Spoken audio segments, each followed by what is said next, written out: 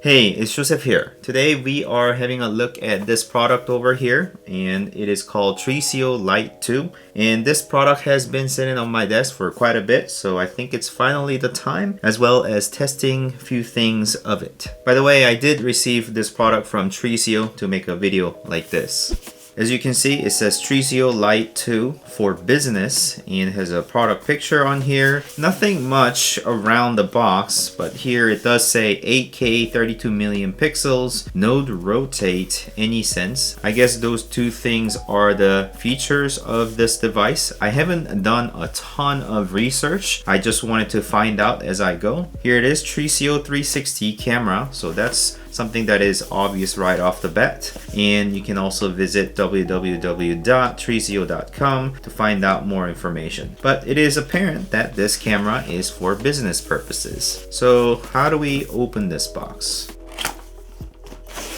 And inside the box, nice colored carrying case with the Trisio written on it. Nice. And got a handle with the zipper. And what do we have here? Cleaning cloth with warranty information, instruction card. It does state that it's got speakers, lens, and quick plug-in thing, shoot button, indicator light, on and off key, and you can download the app via using this QR code. And there's a quick start guide and the packing list over here, and it does tell you what kind of light indicates what. Okay. And then underneath that, we've got the charging cable or the data connection cable going from USB Type A to USB Type C. It is not 3.0 or anything, so I suppose it's not a fast transferring type of cable, whether to just kind of charge it up. USB-C, a good touch there. And then I think this thing is the quick connection dongle thing that connects to the camera. It's got a button to release. And then finally is the camera, and it does have a lens cover, so let's undo that. It actually does have this soft rubberized feel to it, which is nice to touch, kind of different from regular plastic finish. And then here's the back. It's got the QR code for something. I suppose that was the speaker it was talking about. And then two buttons. And then USB Type-C port here with a sticker that has a couple of written information here. And I guess here is where this thing connects to, like that. And it's got the standard camera tripod mount, which is a 1/4 thread. So you can just mount it onto a tripod. So it can kind of stand like that on its own. And basically you can just press this button and pull this out like that. So you can easily pull it out if you need to dismount the camera, and then you can fold away your tripod or monopod, however you call it. It's time for me to charge this camera up a bit so that I can test this out elsewhere, but again, I will just use a USB-C charging port for that, and that should do it. Hey, it's Joseph here. Today we are in a model home with this camera over here that I just unboxed to test out the features of this and what we can kind of expect out of this unit over here. If I hold down the power button again,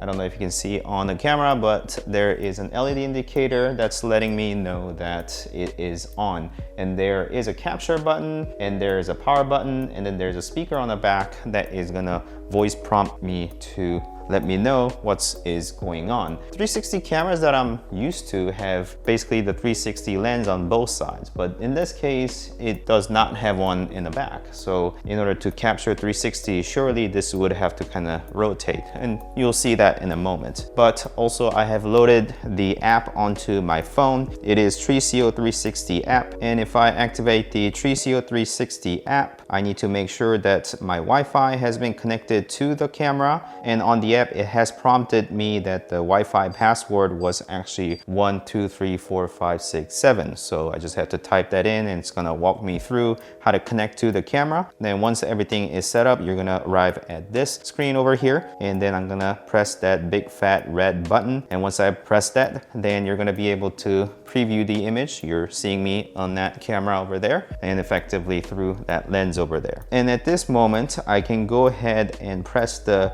red button or press the button on the side of the camera to cause the capture. And if I do that, it's gonna spin around and capture. First, it is going to meter. So it's gonna do 360 and do the overall metering. And then it is gonna start capturing on every single quadrant. So a total of 4 pictures. I'm gonna try to stay steady so that I don't cause weirdness in the shot. But obviously I'm gonna be in the picture. But we can certainly verify once everything has been set up. And because it is 8K, I assume the shot is going to be a lot of resolution than what I'm used to. So we'll verify that once we arrive in the studio to see what kind of image quality and the resolution we can expect out of this camera. But that was a short run of what this thing is doing. And because this camera is spinning around, it's not an instant capture. However, if it brings a lot of resolution for you out of relatively small unit, then it could be really good 360 photo solution for those of you who are looking to do real estate type of photography. And I can certainly preview the image by going in here, and then I've done a couple of shots already, a better one than me standing in the middle of the picture, and let you know what that looks like. And let's go through that on the screen. On the Trisio.com webpage, you can find the download section, and you can see that for the mobile app, both iOS and Android versions are available. And on the desktop, you can see that Mac and Windows versions are available as well. I'll just go ahead and download the Windows version. And once that is downloaded, I'm gonna run the exe file next. And in here, I can click on the extract pictures feature and then basically go into find the cameras folder and see all of these pictures that are available for me. I can open them, and as they get extracted, it's gonna show you the progress. Then I can click on view pictures and then uncategorized pictures. And then I can see that those are individual pictures that gets divided into 4, therefore makes up the entire image. Or I can go back and then stitch those pictures. Let's say I'm gonna do the final 4, open. Once that is done, let's click on view pictures. Again, I can click on this and you can see that I can preview these images as regular JPEGs. Now, if you upload it to Google, then you'll be able to see them as 360 photos or other type of viewer application that hosts the 360 photos. So once the photos are uploaded, I can preview them here. I can zoom in and out. Also rotate around. You see that I have captured it whilst me in the picture, so that's probably not ideal. Let's go to the next one. So this is in the living area. Captured it like this, so that makes it perfect for viewing the photos. And also let's go back to one in the bonus room.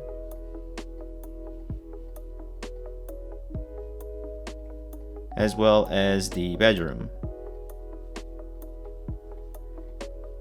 And in terms of lighting, it is not actually that great because the daylight was fading.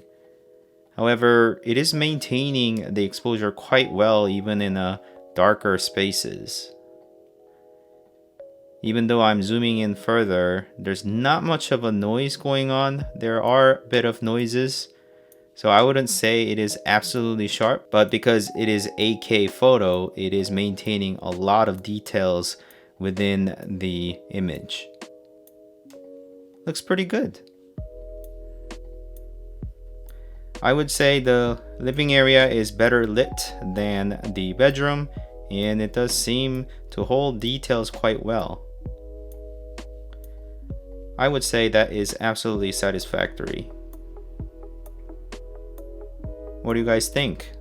Overall, the setup was quite easy because you just gotta choose your own setup, tripod, monopod, something to prop this on, and then basically set it up like this. And then you have the quick release mount over here, and then you just have to put it on there, and then you can easily prop that on. And when you are done using it, then you can just undo that like that, and then take it on the go. I would actually put that in the case that was included in the box so that nothing gets damaged. And in terms of a weight, I don't think I had mentioned that, but it is quite a light unit. So that was a brief look at Trisio Lite 2 and how to set it up, as well as testing out the workflow so we can kind of preview what kind of image we can expect out of this unit. And if you have found this video useful, please like this video and consider subscribing to my channel to continue watching this type of videos.